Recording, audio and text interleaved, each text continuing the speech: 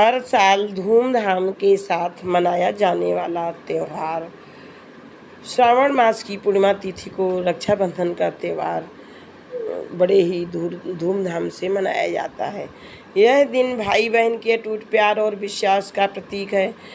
इस दिन को लेकर लोगों की अपनी अपनी अलग मान्यताएं हैं, जिसका पालन लोग समर्पण के साथ करते हैं। इनमें से एक परंपरा राखी में 3 गांठें बांधने की भी है, जिसके पीछे का कारण बेहद विशेष है। राखी में 3 गांठें क्यों बांधी जाती हैं? भाई की राखी में 3 गांठें क्यों बांधी जाती हैं? तो देखते हैं कि भाई की राखी में हमेशा 3 गांठें लगाई जाती हैं। इसके पीछे का कारण बेहद खास है। ऐसी मान्यता है कि इन 3 गांठों का सीधा संबंध त्रिदेव अर्थात ब्रह्मा, विष्णु और महेश के साथ है। साथ ही यह सुख और सौभाग्य का प्रतिनिधित्व करती है। पहली गांठ भाई की लंबी उम्र और दूसरी गांठ बहन की लंबी उम्र।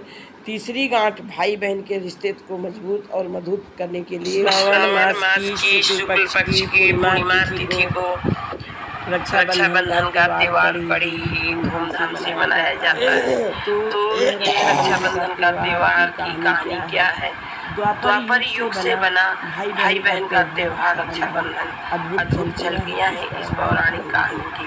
कहा जाता है कि श्री कृष्ण और द्रौपदी की कहानी रक्षाबंधन का मूल इतिहास पुरातन भारत में बसता है और यह कहानी महाभारत के एक अद्वितीय किस्से से जुड़ी है।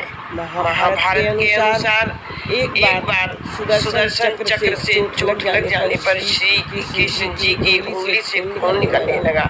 इस बीच द्रौपदी जो पूरी घटना देख रही थी, उन्होंने खून को रोकने के लिए अपनी साड़ी का थोड़ा सा हिस्सा फाड़ा और प्रभु श्री कृष्ण की उंगली को उससे बांध दिया, जिससे खून रुक गया। इससे खुश होकर प्रभु श्री कृष्ण ने आवश्यकता पड़ने पर द्रौपदी की रक्षा करने का वचन दिया था। वहीं द्रौपदी के चीर हरण के दौरान जब द्रौपदी ने श्री कृष्ण को याद किया तो उन्होंने रक्षा करने के वचन को निभाया था और द्रौपदी के मान सम्मान को बचाया था। इसी से संबंधित दूसरी कहानी भी है। रक्षाबंधन की दूसरी कहानी इस प्रकार से है कि माता लक्ष्मी की कहानी।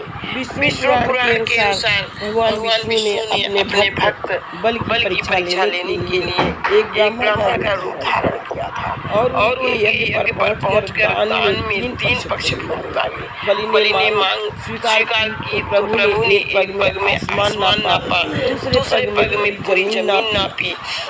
बाली समझ गए कि प्रभु उनकी परीक्षा ले रहे हैं, इसलिए बाली ने प्रभु का तीसरा पग अपने सिर पर रख लिया और उनसे विनती की कि मुझे स्वीकार कर मेरे साथ रहे। भगवान विष्णु को बाली की बात माननी पड़ी। ऐसे में भगवान विष्णु के न लौटने पर माता लक्ष्मी बहुत परेशान हो गईं। उन्होंने गरीब महिला का रूप धारण किया और राजा बलि के पास पहुंच गईं और उन्हें राखी बांधी। बलि ने माता से चार बार मांगने को कहा, जिसके बदले में माँ लक्ष्मी ने अपने पति भगवान श्री हरि विष्णु के वापस लौटाने की मांग की। अपने वादे को पूरा करने के लिए बलि ने माता लक्ष्मी की मांग को स्वीकार किया।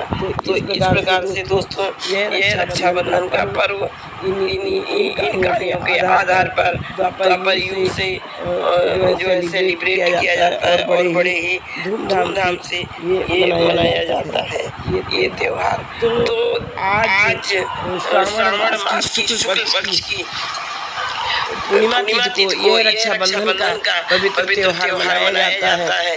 पूर्णिमा तिथि को इस त्यौहार को मनाने से और भी इसका महत्व बढ़ जाता है। इस प्रकार ये संपन्न होता है कहानी इस प्रकार से। और इसकी और भी कहानियाँ हैं जो कि इसी के साथ पुरानी कहानियाँ और भी हैं। पहली बार एक पत्नी ने पति को बांधी थी राखी। रक्षाबंधन की कहानी सतयुग की है और वह पति पत्नी देवराज इंद्र इंद्राणी थे। कथा के अनुसार एक बार इस समय देवताओं और दानवों में युद्ध छिड़ गया। इस युद्ध में देवता हार रहे थे। देवराज इंद्र को इस मुश्किल घड़ी से निकलने का रास्ता नहीं सूझ रहा था। आखिरकार 12 वर्ष तक चल रहे युद्ध में देवता असुरों से युद्ध हार गए और देवताओं के राजा इंद्र की पराजय के बाद स्वर्ग पर अधिकार कर लिया। साथ ही इंद्र और अन्य देवता अमरावती पलायन कर गए। दैत्यराज बलि ने तीनों लोगों को वश में